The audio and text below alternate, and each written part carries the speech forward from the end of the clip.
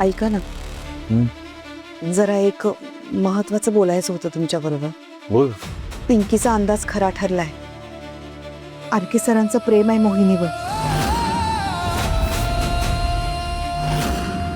त्यांनी तिला लग्नासाठी विचारलंय.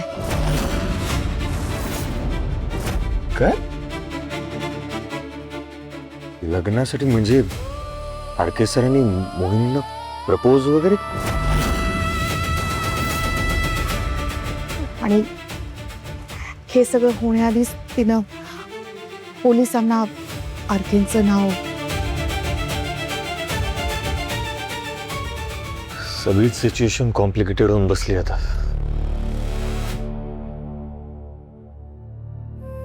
मला एक सांगा, समजा त्यांची ही मैत्री, ह्या मैत्रीचं रूपांतर खरंच एका अशा वेगळ्या नात्यात जर होणार असेल किंवा झालं, तर वडील म्हणून तुम्ही कसं बघाल या सगळ्याकडे? तुला सांगू का, एका बापाला त्याच्या पोरीसाठी काय हवं असतं? फक्त सुख.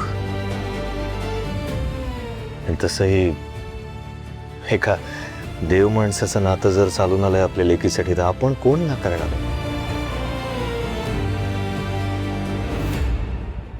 ब्रेक. आई म्हणून तुला काय वाटतं? तुम्हाला आठवतंय आपण एकदा मोहिनीला विचारलं होतं की तुला कसा मुलगा हवा? तेव्हा ती म्हणाली होती, असा कोणी पांढऱ्या घोड्यावर येणारा राजकुमार नसला तरी चालेल, अगदी सायकलवरून आला तरी चालेल, पण तो बाबासारखा असावा, ज्याला माणसांची किंमत आहे, ज्याला नात्याची किंमत आहे, ज्याला प्रेमाची किंमत आहे. मी खरं सांगू, मला ना आरके सर तसे वाटतात, माणसांची किंमत असल्याने. आणि असा माणूस जर मोहिनीच्या आयुष्यात येणार असेल तर मी कशाला नाही म्हणत. पण आरकेंच्या आईंना राग आला असेल ना मोहिनीचा, त्यांचा गैरसमज झाला असेल मोहिनीबद्दल, नाही? मी काय म्हणते, आपण त्यांना भेटून सांगूया का आपल्या मोहिनीची बाजू? तुझं म्हणणं बरोबर आहे, पण त्या भेट देतील का ग आपल्याला? हो, ते पण खरंच म्हणा. पण प्रयत्न करून बघायला काय हरकत आहे? नाही म्हणजे बघा ना, समजा आरके सर जेलमधून बाहेर आल्यानंतर त्यांना तरीही जर मोहिनी बरोबर लग्न करायचं असेल, तर मग त्यांच्या आईंच्या मनात मोहिनीबद्दल राग नसला तर जास्त चांगलं होईल ना.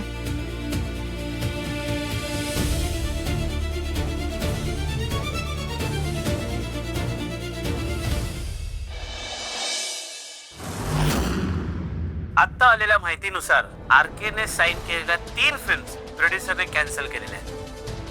आरकेच्या अटकेचे परिणाम आता चित्रपट सृष्टीवर दिसू लागले आहेत आणि कोट्यावधीच्या नुकसानाला इंडस्ट्रीला सामोरं जावं लागणार आहे. जो हिरो पब्लिक समोर विलन ठरलाय त्याच्याबरोबर फिल्म करता येणार नाही असं अनेक निर्मात्यांचं म्हणणं आहे.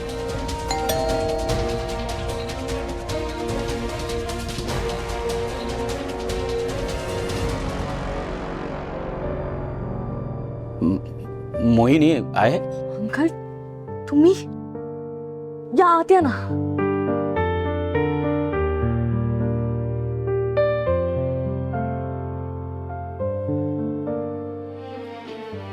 काका, राहू दे. अब तुम्ही प्लीज बसा ना.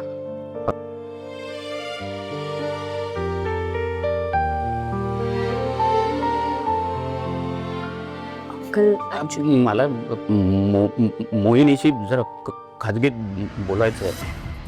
चालेल?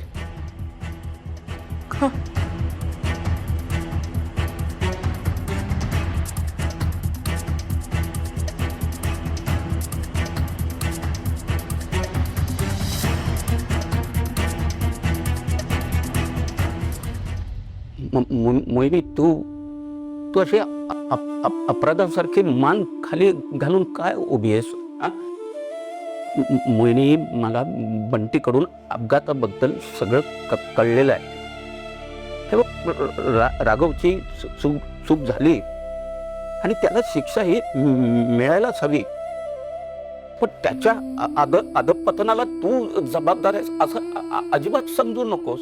हे बघ, हे एक दिवशी होणारच होतं. तू फक्त निमित्त ठरलीस. हो, पण मला एक कळलं नाही की तुम्ही शूटिंगच्या ठिकाणी दोघं जण काय करत होतात.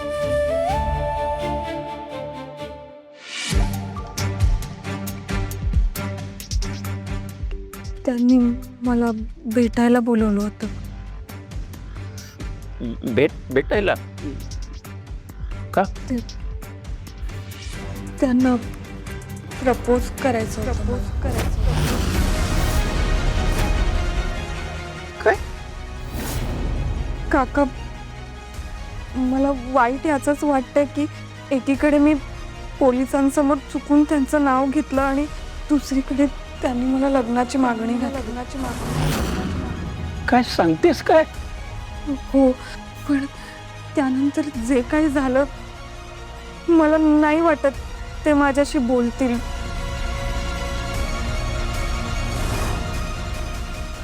मोहिनी बाळा, मला एका प्रश्नाचं उत्तर द्या. तर हे सगळं घडलं नसतं आणि त्याने तुला विचारलं असतं तर तुझं काय उत्तर असतं? हे बघ, त्याच्याशी लग्न करणं न करणं हा पुढचा प्रश्न आहे, पण काही घडलेलं नसताना त्याने तुला मागणी घातली तर तुला आनंद झालाच असता ना.